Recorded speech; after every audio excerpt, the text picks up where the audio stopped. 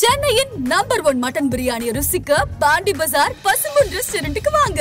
இனி பாண்டி பஜாரோட புதிய அடையாளம் பசும்பொன் தான். மதுரை உணவை சென்னையிலேயே ரசிக்கலாம்.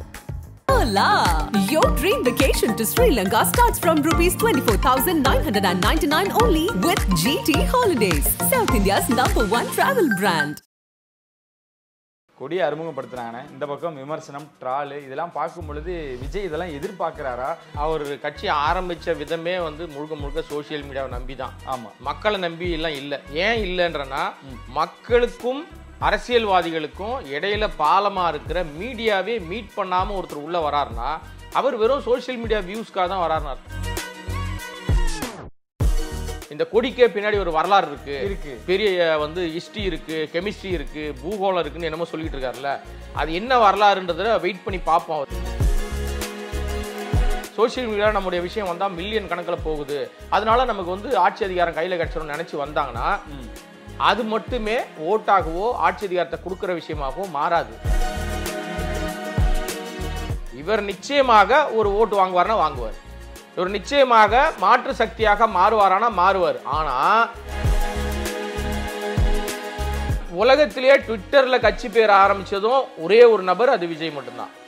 உலகத்திலே கட்சி கொடியை வந்து ட்ரையல் பார்த்ததும் இவர் ஒருத்தர் தான். பின்னாடி இயக்குவது யார்? புசி ஆனந்த் தான் போய் அவர்கிட்ட டக்கு டக்குன்னு சொல்றாருன்னு. ஆமா, இன்னைக்கு கூட அவர் தான் கூடவே இருந்தார். ஆனா அவரை விட அவருக்கு மேலேயோ இல்ல அவருக்கு ஈக்குவலாவோ ஆனா எங்கேயும் முன்னிலைப்படுத்தலையே, ஏன் அப்படின்னு ஒரு கேள்வியும் வரும். முன்னிலைப்படுத்த வேண்டிய அவசியமே இல்லை. ஏன்னா உங்களுக்கு வந்து கிங் மேக்கர்ஸ் வந்து வெளியில தெரிய மாட்டாங்க. நீங்க சொன்னீங்க இந்த கலர் கூட ஒரு ஆன்மீக பாதையை குறிக்குது, எல்லாருமே இப்படிதான் பண்ணுவோம். வியாழக்கிழமை அஜித்துக்கு உகர்ந்த நாள். முக்கிய நிலை உடனுக்குடன் குறிஞ்செய்தி வேலைக்கு தெரிஞ்சுக்கல ஆதன் செயலியை டவுன்லோட் பண்ணுங்க, டிஸ்கிரிப்ஷன்ல லிங்க் இருக்கு. ஆதன் சிமனர்கள் அனைவருக்கும் ஒரு பெரிய வணக்கம் அண்ட் வெல்கம் டு ஷோ. இன்னைக்கு நம்ம கூட கொடாங்க நினைஞ்சிருக்காங்க. வழக்கம் போல நிறைய விஷயங்கள் பேச போறோம். முன்னாடியே இன்னைக்கு அறிமுகப்படுத்தின கட்சியின் கொடி, அதாவது தமிழக வெற்றி கழகத்தின் கட்சியின் கொடியை பற்றி நிறைய விமர்சனங்கள் வந்திருக்கு, அதை பற்றியும் பேச போகிறோம். அண்ணே வணக்கம். வணக்கம்.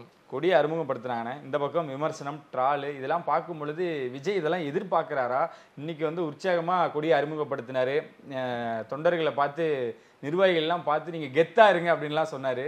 ஆனால் சோசியல் மீடியாவில் அதை விமர்சிக்கிறதுக்குன்னு ஒரு டீம் இருக்காங்க. இவங்க வந்து எவ்வளோதான் வியூஸுக்காகவும் இந்த மாதிரியான விஷயங்கள் நடத்தினாலும் யாருன்னு இந்த டீம்லாம் எங்கேருந்து வராங்க அப்படின்ற ஒரு விஷயம் இருக்குது. எப்படி பார்க்குறீங்க? இந்த ஆக்சுவலாக வந்து அவர் கட்சி ஆரம்பித்த விதமே வந்து முழுக்க முழுக்க சோசியல் மீடியாவை நம்பி தான். ஆமாம், மக்களை நம்பி எல்லாம் இல்லை. ஏன் இல்லைன்றனா, மக்களுக்கும் அரசியல்வாதிகளுக்கும் இடையில பாலமாக இருக்கிற மீடியாவே மீட் பண்ணாமல் ஒருத்தர் உள்ளே வராருன்னா அவர் வெறும் சோசியல் மீடியா வியூஸ்க்காக தான் வராருன்னு அர்த்தம். விஜய் என்ன பண்ண போறாருன்னு எனக்கு தெரியல. ஏன்னா இன்னொரு கொள்கையை சொல்லலை, அவர் கோட்பாடு என்னன்னு தெரியல, அவர் என்ன பண்ண போறாருன்னு தெரியல அப்படின்ற மாதிரியே இருக்குல்ல. இப்போ வரைக்கும் அதான் நிலை. அவர் என்ன சொல்லியிருக்காரு, நான் வந்த உடனே சொல்லுவேன். ஏன்னா வந்து இந்த கொடிக்கே பின்னாடி ஒரு வரலாறு இருக்கு, பெரிய வந்து ஹிஸ்டரி இருக்கு, கெமிஸ்ட்ரி இருக்கு, பூகோளம் இருக்குன்னு என்னமோ சொல்லிட்டு இருக்காருல்ல, அது என்ன வரலாறுன்றத வெயிட் பண்ணி பார்ப்போம். அவர் சொல்ற வரலாறு வந்து இந்த மக்களுக்கு உகந்த வரலாறா இல்லையான்னு. இப்போ எனக்கு வந்து விஜய் மீது தனிப்பட்ட விஜய் அப்படின்னா நான் நடிகராக தான் பார்க்குறேன் அவரை. ஓகே, அவர் அரசியல்வாதியாக மாறுறது வந்து அவருடைய விருப்பம். இந்த தமிழ்நாட்டை பொறுத்த வரைக்கும் இல்லை, எந்த இடத்துலையுமே அரசியலுக்கு யார் வேணா வரலாம். மக்கள் ஏற்றுக்கிட்டாங்கன்னா உங்களுக்கான இடம் வந்து கொடுக்கப்படும். சரி, ஆனால் நீங்கள் முதல்ல வருவதற்கு முன்பாக உங்களுக்கான அந்த தகுதி ஒன்று இருக்கும், அதை நீங்கள் வளர்த்துக்கணும். வெறும் சினிமாவில் வந்து கோடிக்கணக்கான ரசிகர் இருக்காங்க, அந்த ரசிகர் பலம் நமக்கு போதும். யங்ஸ்டர்ஸ் கத்துறவங்க, கூப்பாடு போடுறவங்க, கூச்சல் போடுறவங்க போதும் நமக்கு. சோசியல் மீடியா நம்முடைய விஷயம் வந்தால் மில்லியன் கணக்கில் போகுது, அதனால நமக்கு வந்து ஆட்சி அதிகாரம் கையில் கிடைச்சிடும் நினைச்சு வந்தாங்கன்னா அது மட்டுமே ஓட்டாகவோ ஆட்சி அதிகாரத்தை கொடுக்குற விஷயமாகவோ மாறாது. ஓகே, இவர் எந்த நம்பிக்கையில் அடுத்த கட்டத்தை நகர்றாருன்றது இவர் செயல்பாடுகளே நமக்கு வந்து இவர் இன்னாருக்கு பி டீமா இருப்பாரா, இன்னாருக்கு சி டீமா இருப்பாரான்ற மாதிரி செயல்பாடுகள் போயிட்டு இருக்கு. மக்களுக்கான தலைவராக மாறுவதற்கு எந்த முயற்சியும் ஒரு பெருசாக எடுக்கிற மாதிரி தெரியல. சரி, வெயிட் பண்ணுவோம். கொள்கை தெரியாமல் அவர் விமர்சிக்கிறது வந்து எனக்கு ஏற்புடையது இல்லை. ஆனால் இங்கே பார்த்தீங்கன்னா அவர் அரசியலில் வந்து அதிகாரத்தை பிடிக்கணும்னு ஆசைப்பட்டது அவங்க அப்பா. ஆமாம், எஸ்எஸ்சி. அவர் தான் அரசியல் பாடத்தையே உங்களுக்கு சொல்லி கொடுத்தவர். அப்பாவை தாண்டி, அப்பா விட்டுருங்க, அப்பானா குடும்ப கட்சின்னு சொல்லிடுவீங்க, ஆனால் அரசியல் பாடம் சொல்லி கொடுத்தது அவர் தான்.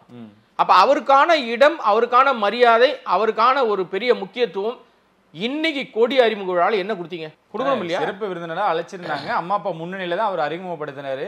இந்த மாதிரியான விஷயங்கள்லாம் நடந்துச்சு. முன் வரிசையில் 4 சீட்டு தான் போட்டிருக்கீங்க. சிறப்பு விருந்தினர் அவர் தானே. நீங்க உங்க பாணிக்கே வரேன் நான், இல்ல விஜய் கட்சியினுடைய நிர்வாகிகள் பாணிக்கே வரேன். அவருக்கு குடும்பத்தோட உட்கார வச்சிட்டாங்க, குடும்ப கட்சியான்னு கேட்பீங்கனாலும் அம்மாவுக்கு ஒரு இடம் கொடுத்துட்டு அவர் அரசியல் பாடம் சொல்லி கொடுத்த ஆசான்னு வச்சுக்கிட்டு அவரை முன் வரிசையில் உட்கார வச்சா என்ன உங்களுக்கு குறை? எங்க அந்த மரியாதை அங்க நீங்க கொடுக்குறீங்க? அப்ப முதல்ல நீங்க உங்க குடும்பத்தாரோடு இருக்கிற ஒரு மதிப்பும் மரியாதையும் தான், குடும்பத்தை கவனித்துக் கொள்ளுகிறவர்கள் தான் இந்த நாட்டை, இந்த தமிழ்நாட்டு மக்களை தன் குடும்பமா நினைச்சு பார்க்க முடியும்னு ஒரு விமர்சனம் வருமா வராதா? வரும் இல்லையா? இதை நான் மட்டும் சொல்லலை, எல்லாரும் சொல்லுவாங்க. ஆனா இப்ப அடுத்த ஜஸ்ட் லைக் தட்டா நம்ம கடந்து போயிட முடியாது. இவர் நிச்சயமாக ஒரு ஓட்டு வாங்குவார்னா வாங்குவார், இவர் நிச்சயமாக மாற்று சக்தியாக மாறுவாரானா மாறுவார். ஆனா அந்த மாற்று சக்தியாக மாறுவது ஆட்சி அதிகாரத்தை பிடிக்கிற அளவுக்கு போகுமானா அங்கதான் பெரிய கேள்விக்குறி. ஏன்னா மக்கள் கூட்டம் இருக்கு, யங்ஸ்டர் கூட்டம் இருக்கு, என்கிட்ட பெரிய கூட்டம் இருக்குன்ற மட்டும் சொல்லி அதிகாரத்தை பிடிக்க முடியாது. அப்படி சொல்ல போனா சீமான் என்னைக்கும் ஆட்சியை பிடிச்சிருக்கணும். ஏன்னா அவர் பேசுற அந்த பயங்கர ஃபயர் ஸ்பீச்னால நிறைய புருடா கதை விடுவாரு, அள்ளி விடுவாருன்னு வச்சுங்களேன். அது ஓரமா வச்சிருங்க. அந்த கதைகள் மூலமா ஒரு இளைஞர் சமூகத்தை இழுத்து தன் பக்கமா வச்சுக்கிட்டு இருக்காரு. அந்த இளைஞர் சமூகம் நினைச்சா ஆட்சி அதிகாரத்தை கொடுத்துருன்னு தான் ஓடிட்டு இருக்காரு. கொடுக்கறதா இருந்தா கொடுத்துருப்பாங்கல்ல, ஒரு கவுன்சிலர் சீட் கூட கொடுக்கலையே. அப்ப உங்களுடைய கொள்கை கோட்பாடுன்றது அனைத்து தரப்பு மக்கள்கிட்டே இருக்கணும். ஒரு சினிமா ஜெயிக்குதுன்னா எல்லா ஆல் கிளாஸ் ஆடியன்ஸ் உள்ள வந்தாலும் ஜெயிக்கும். அதுல கொஞ்சம் அது சினிமா. ஆனா அரசியல் களம் அப்படி இல்லை. சினிமாவில் ஒரு பாட்டில் பெரிய ஆளாயிடலாம், ஒரு பாட்டில் நீங்கள் கீழே இறங்கி கடைசி பிச்சைக்காரனா மாறிடலாம். பிச்சைக்காராக இருக்கிறோம் பெரிய ஆளாக மாறலாம். ஆனால் நீங்கள் அரசியல் அப்படி பண்ண முடியாது. இங்கே நிறைய விஷயங்களை, மக்கள் நலன் சார்ந்த விஷயங்களை உங்களுடைய கம்ஃபர்ட் ஜோனை விட்டு இறங்கி வந்து நீங்கள் செயல்படும் போது தான் உங்களுக்கான மரியாதையும் மதிப்பும் கிடைக்கும். ஆனால் இப்போ என்ன பண்ண போறாருன்றதை வெயிட் பண்ணி தான் பார்க்கணும், பொறுத்து தான் பார்க்கணும். இந்த கட்சியின் கொடி அப்படின்றது எப்படின்னு இருக்கு? இல்லை, கட்சி கொடி வந்து இந்த கலர் வந்து எல்லாருக்கும் அறிமுகமான கலர் தான். சரி, பரிச்சயமான கலர் தான். அப்படி சொல்ல போனால் இப்போ நீங்கள் பின்னாடி பேக்ரவுண்ட் வச்சிருக்கிற கலருக்கும் அந்த கொடிக்கும் சம்மந்தமே இல்லாமல் இருக்குது. அதே மாதிரி தான் இருக்குது. யோசிச்சு பார்த்தீங்கன்னா சகப்பு மஞ்சள் சகப்பு மாதிரி தான் நீங்களும் வச்சிருக்கீங்க. ஒருவேளை நீங்கள் முன்னாடியே இதுதான் கட்சி கொடியாக இருக்கும்னு நினச்சிங்களான்னு தெரியல எனக்கு. அவர் லெட்டர் பேட்லேயே அந்த கட்சி கொடி இருக்குது. லெட்டர் பேட்லேயே பார்த்தீங்கன்னா சகப்பு மஞ்சள் இடம்பெற்றிருந்தது. அதுக்கப்புறம் பார்த்தீங்கன்னா உங்களுக்கு அதில் வந்து ஒரு 2 போர் யானைகள் வந்து வெற்றி முழக்கமிடுற மாதிரி இருக்குது. ஒரு வாகை மலர் இருக்குது. அந்த வாகை மலரை சுற்றி வந்து பார்த்தீங்கன்னா நட்சத்திரங்களாக இருக்குது. அந்த நட்சத்திரங்களில் பாதி கிட்டத்தட்ட 3/4 நட்சத்திரங்கள் வந்து பச்சை கலரில் இருக்குது. அது ஒரு 5-6 நட்சத்திரம் நீல கலரில் இருக்குது. ஒரு கட்சிக்குள்ளே இவ்வளோ விஷயங்கள், அந்த கட்சி கொடிக்குள்ளே இவ்வளோ விஷயங்கள் உள்ள வச்சுருக்காங்க. நம்ம டீகோட் பண்ணுற ஆள் கிடையாது. நான் நீ சினிமாவே டீகோட் பண்ண மாட்டேன், அப்புறம் அரசியலை டீகோட் பண்ணி என்ன பண்ண போகிறோம்? டீகோட் முக்கியமே இல்லை, ஆனால் நீங்கள் செயல்பாடு தான் முக்கியம். இப்போ நீங்கள் கட்சியில் என்ன வேணால் வைங்க, நட்சத்திரம் வைங்க, வாகை மலர் வைங்க, எல்லாம். இப்போ அந்த போர் யானைகளாக இருக்கட்டும், வாகை மலராக இருக்கட்டும், இது வந்து புறநானூற்று காலகட்டங்களில் போர்களில் வெற்றி பெற்ற மாமன்னர்கள் வந்து வாகை மலர் சூடி வந்தாங்க, வாகை சூடினான் அப்படின்ற மாதிரி இருக்குது. அப்படின்னா நீங்கள் இப்போவே வெற்றி பெற்று விட்ட அந்த ஒரு பெரிய உற்சாகத்தில் உங்களை நீங்கள் காமிக்க ட்ரை பண்ணுறீங்க. பட் பாடல்கள்னாலையோ இல்லை இந்த வாகை மலர் காமிச்சு யானை வந்து போர் யானைகளை காமிக்கிறதுனாலையோ வெற்றி உங்ககிட்ட இருக்குன்னு அர்த்தம் இல்லை. உங்க செயல்பாடுகளை மக்கள் ஏத்துக்கிறதுக்கு நீங்க மக்கள்கிட்ட இறங்கணும் ஃபர்ஸ்ட். இன்னைக்கு வரைக்கும் அவர் கட்சி ஆரம்பிச்சு ஆல்மோஸ்ட் 1 இயர் ஆகுது. அந்த அறிவிப்பு வந்து ட்விட்டர்ல அறிவிப்பு வந்து இது வரைக்கும் மக்களையும் சந்திக்கல, மக்களுக்கு செய்திகளை கொண்டு சேர்க்கிற மீடியாவையும் சந்திக்கல. பேச்சுல பாத்தீங்கன்னா பல விஷயங்கள் சமத்துவம்னு பேசிக்கிட்டு இருக்காரு. ஆனால் பார்த்தீங்கன்னா 2 நாளைக்கு முன்னாடி மஞ்சள் கொடி ஏற்றினார். இங்கே பெரும்பாலும் மஞ்சள் கொடி ஏற்றினாலே ஆன்மீக கலர் தான் பூசுவாங்க. உலகத்திலே ட்விட்டரில் கட்சி பேர் ஆரம்பித்ததும் ஒரே ஒரு நபர், அது விஜய் மட்டும்தான். உலகத்திலே கட்சி கொடியை வந்து ட்ரையல் பார்த்ததும் இவர் ஒருத்தர் தான். கொடி ஏற்றி ஆல்ரெடி இவருக்கு ஒரு கொடி வச்சிருக்காருமா, வெள்ளை கலரில் இவருடைய உருவம் பொதித்த நீல வட்டம் இருக்கு இல்லையா? அந்த கொடியை நீங்க ட்ரையல் பார்க்காம ஏன் மஞ்சள் கொடி ஏத்துனீங்கன்னே பல ட்ரோல் வந்துச்சு. புரியுது. அதுலயும் இவர் முகம் தான் பிரதானமா இருந்துச்சு. அது அவர் விருப்பம், அதை நம்ம வந்து குறைச்சி மதியனா ஒரு முகமாக அவரே இருக்காரு. ஒரு பக்கம் வந்து ஜெயலலிதா, நிறைய தலைவர்கள் இருந்தா கூட ஜெயலலிதா முகம் மட்டும்தான் எல்லா இடத்துலயும் இருக்கும். அது மாதிரி கலைஞர்னா கலைஞர் மட்டும் தான் இருக்கும். இப்ப ஸ்டாலினை மட்டும் காமிக்கிறாங்க. ஆனா அந்த ஒரு முகமா இருக்கிறது தப்பு கிடையாது. நீங்க வந்து அடுத்த கட்டத்தை நோக்கி நகர்வதற்கான அடிப்படை ஒரு விஷயம் இருக்குல்ல, அது அடிப்படையில் நீ மக்களோட மக்களாக இறங்கி வெகுஜன மக்களோடு நீங்க பயணம் பண்ணோம்னா நீங்க இறங்கணும். எப்போ இறங்கணும்? நீங்க கம்ஃபர்ட் ஜோனை விட்டு சொகுசு வாழ்க்கையிலேருந்து கீழே இறங்கி வரணும். சரி, அப்படித்தான் வந்தால் மட்டும்தான் நீங்க வந்து மற்ற விஷயத்த சாதிக்க முடியும். பட் இந்த கொடி அப்படின்னா இன்னொரு கொடிக்கு பின்னணியும் இப்போ டக்குன்னு உடனே நம்ம சோசியல் மீடியா எவ்வளோ தாக்கம் இருக்குன்னு உங்களுக்கே தெரியும். ஆமா, உடனே என்ன சொல்லிட்டாங்கன்னா இது ஸ்பானிஷ் கொடி, இது ஸ்பானிஷுடைய உள்ள அந்த சிம்பிளை மட்டும் எடுத்துட்டிங்கன்னா அவங்க கொடி இதுவும் ஒன்று அப்படின்னு வந்து ட்ரோல் வந்துருச்சா.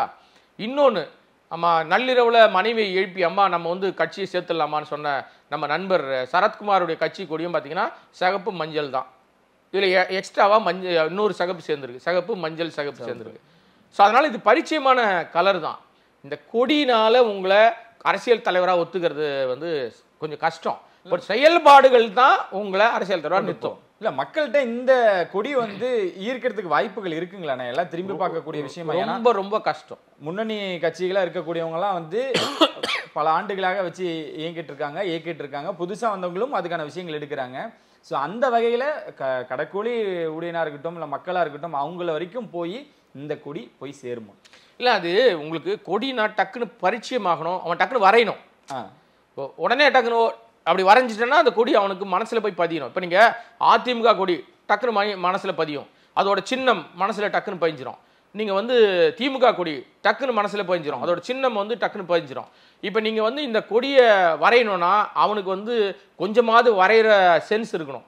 அவன் வந்து கொடி கலரை போடணும், ஒரு யானையை போடணும், வாகை மலர் போடணும், அதை சுற்றி ரவுண்ட் அடிக்கணும், அதில் ஸ்டார் வரையணும், இவ்வளோ விஷயங்கள் இருக்குது. இப்போ இதெல்லாம் மனசில் போய் டக்குன்னு உங்களுக்கு பதிகிறது கொஞ்சம் காலம் ஆகும். அவன் நினைக்கிறதெல்லாம் வரைவான். நீங்கள் யோசிச்சு பாருங்க, யானையை வரைய சொன்னால் அவன் பூனையை கூட வரைவான். அவன் யானையா வரைகிறதுக்கு கற்றுக்கிறதுக்கு ஒரு காலம் எடுக்கும். அது வரைக்கும் இவர் அரசியல் நடத்திக்கிட்டே இருக்கணும். அதுக்கப்புறம் தான் இவருக்கு அங்கீகாரமே கிடைக்கும். இப்போ 26 எங்களுடைய வருஷம், நாங்கள் வந்து வெற்றியை சூடிட்டோம்னு சொல்லி தான் வராங்க.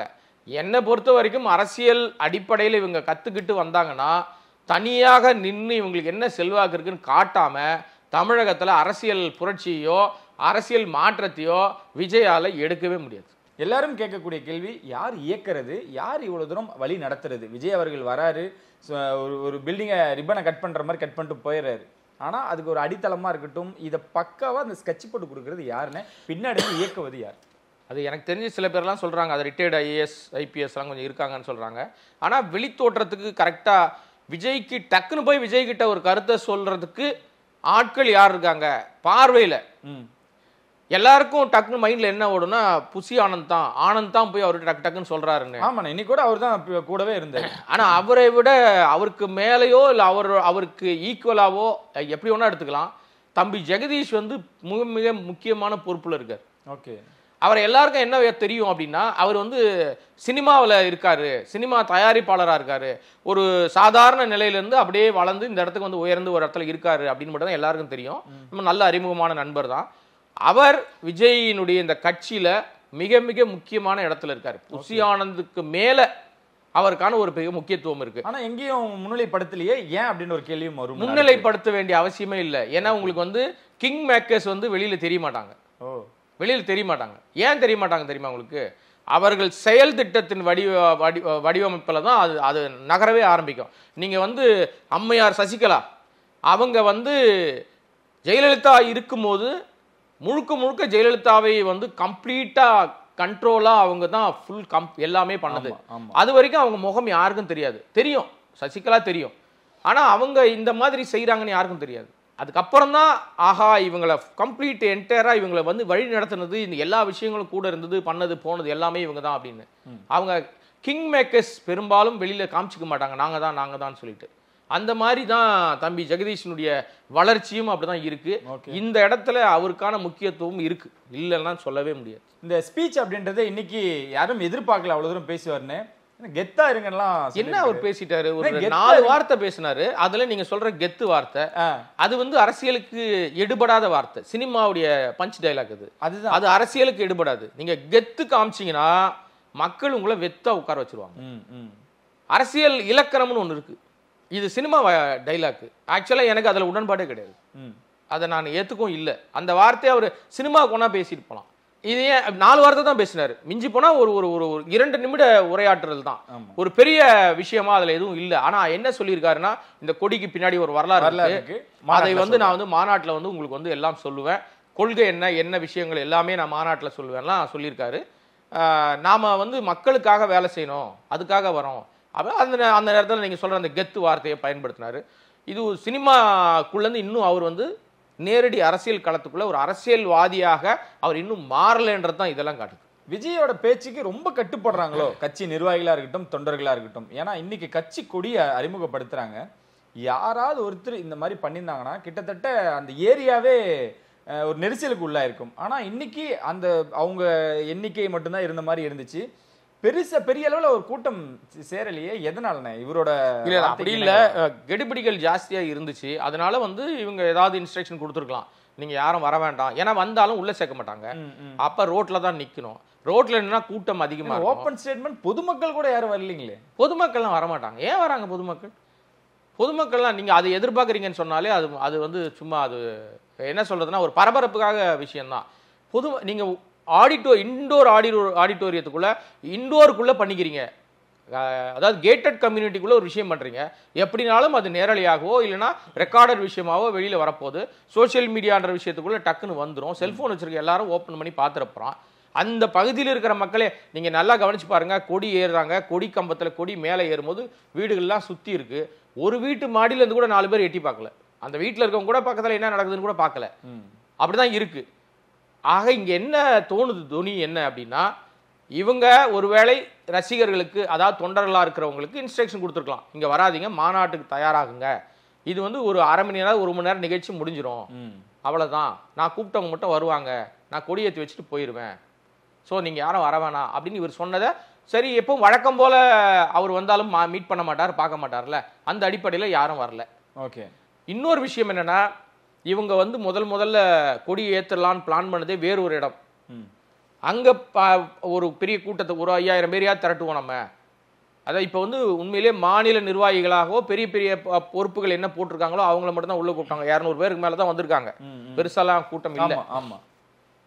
அங்க வந்து மாநிலம் மட்டும் இல்ல, மாவட்ட லெவல்ல, ஒன்றிய லெவல்ல கூப்பிட்டு ஒரு நிர்வாகிகளா கட்சியில பொறுப்புல இருக்கிறவங்க, ரசிகர் மன்றத்துல பொறுப்புல இருந்த எல்லாரையும் கூப்பிடலான்னு பிளான் பண்ணாங்க. அனுமதி வந்து காவல்துறை கொடுக்கல. நீங்க அப்படி கூப்பிட்டீங்கன்னா தொண்டரும் வருவான், தொண்டரும் வந்தா உங்களுக்கு வந்து அங்க சிக்கல் ஆயிரும். அதுவும் வந்து இது பீக் ஹவர்ஸ், வீக் டேவா ஒரு விடுமுறை நாள்னா தெரியாது, இது வந்து ஒர்க்கிங் டே.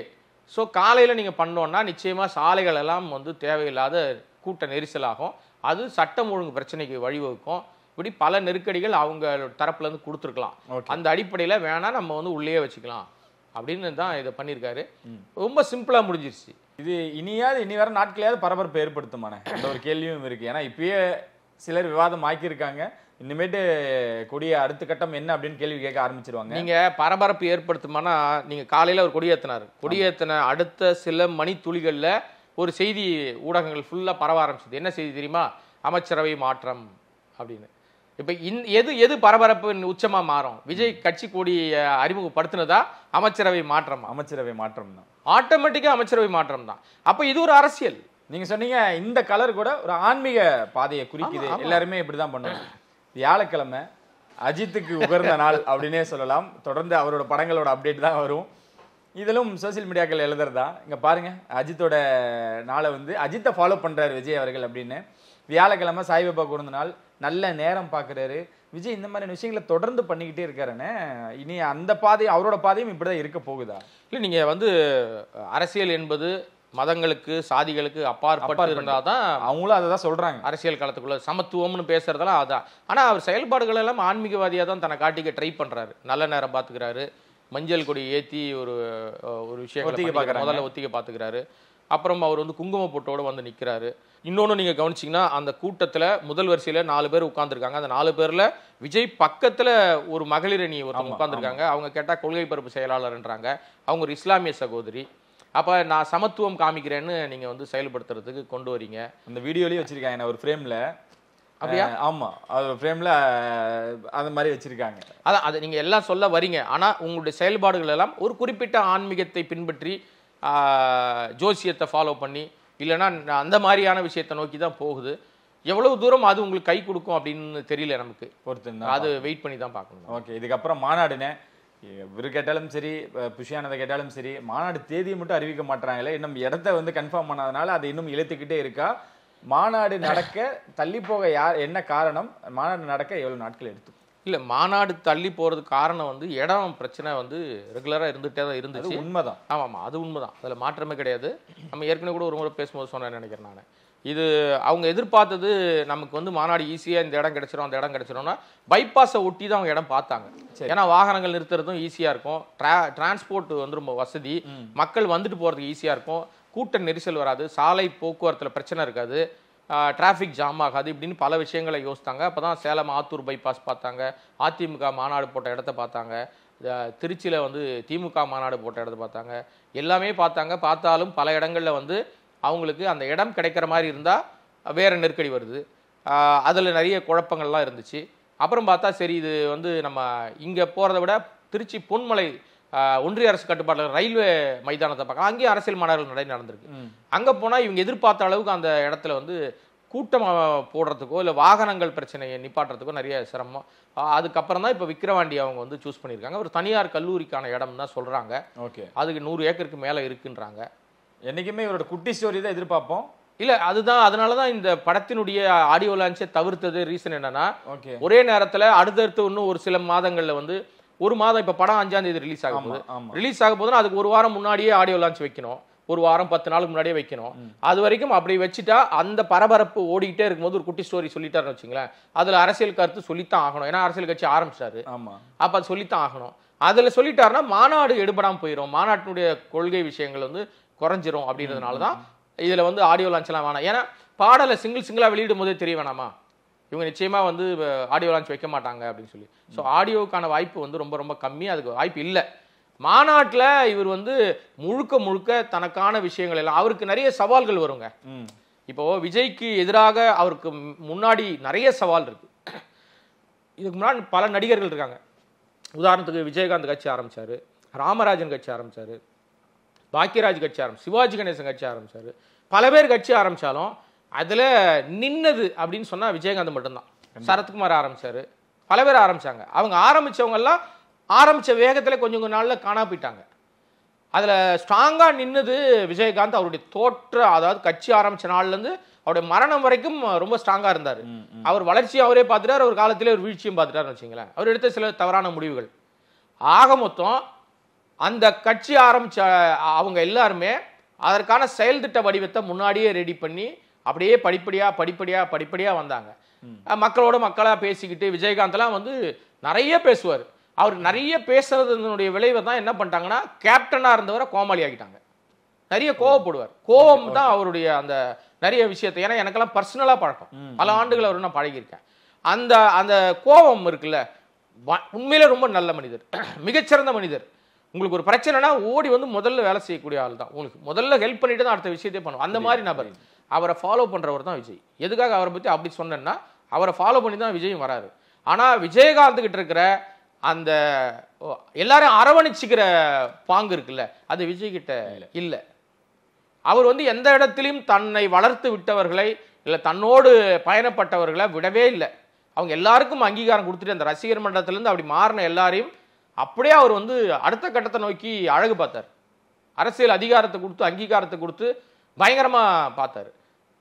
அப்போ இவரை பொறுத்த வரைக்கும் இவர் என்ன பண்ண போறாரு அப்படின்றத நம்ம இனிமே தான் பார்க்கணும். கடைசியாக ஒரே ஒரு கேள்வியோட முடிச்சுக்கிறேன். இந்த கோட் படத்துக்காக இந்த ஏஐ மூலிமா கேப்டன் அவர்களை உள்ள கொண்டு வந்திருக்காங்க. அதுக்காக வந்து நேரில் சென்று மரியாதை செலுத்தியிருக்காரு விஜய் அவர்கள்.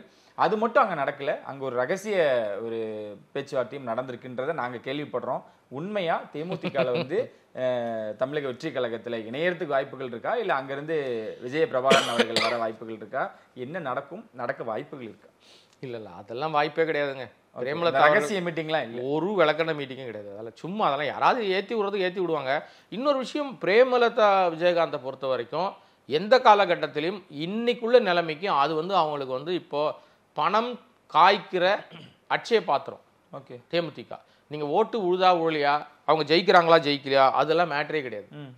அவங்களுக்கு அது காசு கொட்டக்கூடிய ஒரு விஷயத்த விஜயகாந்த் உருவாக்கிட்டு போயிருக்காரு. அதனால உடனடியாக எடுத்துன்னு போய் பையனை கூப்பிட்டு போய் இன்னொரு கட்சியில சேர்த்து விடுறது. விஜய் நடிக்க சொல்லுவார், ஒரு நடிக்கிற படத்துல நீங்க கூட சேர்ந்து நடிக்க வச்சுக்கப்பா 69 அப்படின்னு வாய்ப்பு இருக்கும். ஆனா நீங்க எடுத்துட்டு போய் நேரடியாக கட்சியில் இணையறதுன்னா, இப்போ நம்ம சரத்குமார் போய் பாஜகவில் சேர்ந்த மாதிரி சொல்றீங்க நீங்க, அதுக்கெல்லாம் வாய்ப்பு இல்லை. சரி. அப்படி ஒரு ரகசிய மீட்டிங்கும் நடந்திருக்க வாய்ப்பு இல்லை. அடுத்து வரக்கூடிய படத்துல ஒன்னா தம்பிக்கு ஒரு, ஏன்னா இப்ப விஜயகாந்த் படத்துல எப்படி விஜய் வந்து அவருக்கு ஒரு பலமான ஒரு காட்சியை கொடுத்து அதுக்கப்புறம் இவருடைய வளர்ச்சி அதிகமாச்சோ அந்த மாதிரி சப்போர்ட் பண்றதுக்கு வாய்ப்பு இருக்கு. இல்ல எதிர்காலத்துல கூட்டணி அமைப்பதற்கு வாய்ப்பு இருக்கு. ஓகே, இது ஒன்னா நடக்க வாய்ப்பு இருக்கு. கூட்டணின்றது கூட்டணி இல்லாம தமிழ்நாட்டில் யாரும் நிக்க முடியாது, தனியாலாம் ஜெயிக்க முடியாது. நீங்க வந்து ஒரு பக்கம் சீமான் அப்படின்னு சொல்றாங்கல்ல, அதுதான் சொல்ல வந்தேன். நீங்க கேட்க வரீங்க தெரிஞ்சு எனக்கு உங்க ஆர்வத்தை பார்த்தவனே முடிவு பண்ணிட்டேன் நான். அண்ணன் ரெடியா இருக்காரு. அண்ணன் ரெடியா இருந்து பிரயோஜனம் இல்லை, இங்க தெளிவா முடிவு எடுக்கணும் நீங்க. ஏன்னா அண்ணனும் ரெடியா இருக்கேன்னு சொல்ற அண்ணனும் ஒரு நாற்காலிக்கு நோக்கி தான் போயிட்டு இருக்காரு. ஆமா ஆமா. தம்பியா இருக்கிற விஜய் அவர்களும் ஒரு நாற்காலி நோக்கி தான் போறாரு. இப்ப தம்பி தான் பலமா இருக்காரு. அண்ணனை விட பலம் வாய்ந்தவர் தம்பி தான் ரசிகர்கள் எல்லா பலத்திலையும். ரசிகர் பலமும் புகழ் பலமும் எல்லாவற்றிலையும் சீமானை விட மிகச்சிறந்த உயரத்தில் இருக்கிறது விஜய். அதெல்லாம் மாற்று கருத்தே கிடையாது. அப்ப அவர் ரசிகர்கள் அவர் தொண்டர்கள் என் தலைவன் தான் அந்த இடத்துல உட்காரணும்னு ஆசைப்படுவாங்க. ஆனா இந்த தமிழ்நாட்டு வாக்காளர்கள் வந்து அவ்வளவு சீக்கிரம் யாரையும் உட்கார வைக்க மாட்டாங்க. உங்களுடைய செல்வாக்கு என்ன நீங்க ப்ரூவ் பண்ண பிறகு தான் அடுத்த கட்டத்துக்கு போகணும். எனக்கு தெரிஞ்சு 26 தேர்தலில் இவர் யாரு கூட அணிலாம் சேர மாட்டாருங்க. அணி சேர வாய்ப்பு இல்லை. தனியா நின்று தன்னுடைய செல்வாக்கை காமிச்சிட்டு அப்புறம் வேணா இவர் யார் கூட சேருவார். ஒருவேளை ஒன்றிய அரசுடைய அழுத்தம் இருந்தால் அவர் வந்து ஏதாவது ஒரு அணி சேருவதற்கு வாய்ப்பு இருக்கு. ஏன்னா அந்த அழுத்தம் இருந்தால்னு ஒரு சந்தேகத்தை நான் எழுப்புறேன்னா, தமிழ்நாட்டில் பாஜகவுக்கு ஒரு ஸ்ட்ராங்கான முகம் வேணும். பாஜகவை மக்கள் ஏத்துக்கல, அப்போ பாஜகவோடு ஒன்றிணைந்து ஒரு முகம் வேணும்ன்றதுனால தான் ரொம்ப ட்ரை பண்ணாங்க. நம்ம ரஜினிகாந்த் அவர்கள் வரல, அவரை தான் பயன்படுத்தணும்னு பார்த்தாங்க, அவர் வரல. அப்ப அடுத்து மாற்று முகமாக அவங்க எதிர்பார்க்கறது விஜய் தான். அவர் இல்லைன்னு சொன்னாலும் அவர் செயல்பாடு, அவர் சுத்தி இருக்கிற செயல்பாடுலாம் அப்படிதான் இருக்கு. ஒரு பக்கம் ஆனந்த், அவர் யாருடைய நம்பிக்கை பெற்றவராக இருக்கிறார்னா பாண்டிச்சேரியில் இருக்கிற நமச்சிவாயம் யாருன்னு தெரியும். அப்போ பாஜகவுடைய செயல் திட்ட வடிவத்துக்குள்ள எங்கேயோ ஒரு இடத்துல இந்த சிகப்பும் மஞ்சளும் ஒளிந்திருக்கு அப்படின்னு தான் நான் நினைக்கிறேன். கண்டிப்பா மாநாட்டுக்கு அப்புறமும் நிறைய விஷயங்கள் பேசுவேன். ரொம்ப நன்றிண்ணே, நிறைய விஷயங்கள் வழக்கம் போல எங்களோட பகிர்ந்துக்கிட்டீங்க. தொடர்ந்து ஆதரவு கொடுத்துட்டு இருக்க உங்க ஆதன் சினிமா நேயர்களுக்கு அன்பு வணக்கம். எனக்கு கொடுக்குற அதே ஆதரவை தொடர்ந்து இந்த சேனலுக்கும் கொடுங்க. நன்றி. நன்றிண்ணே. நிகழ்ச்சியில் உங்களை சந்திக்கும் முறை உங்களை விடைபெறும் நாளும் நன்றி, வணக்கம்.